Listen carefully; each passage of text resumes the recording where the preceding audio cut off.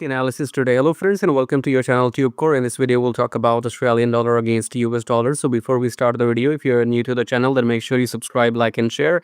And below the video you will find these links so you can join free Telegram. So go and join Telegram.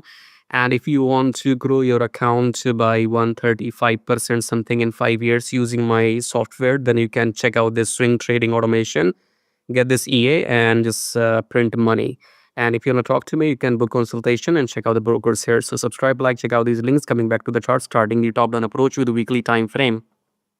Weekly, we are making new highs. So we are in this strong uptrend in AUDUSD, as you can see.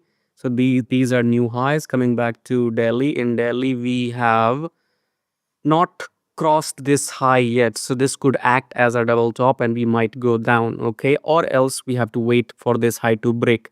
This candle did not break this high yet, okay, so we have to see if some candles coming in next few days will close above this previous high or not. Otherwise we could go down. Coming back to 4 hour, in 4 hour we are above the EMA. So all time frames, 4 hour, daily, weekly, we are above the EMA, which means look for longs after each pullback.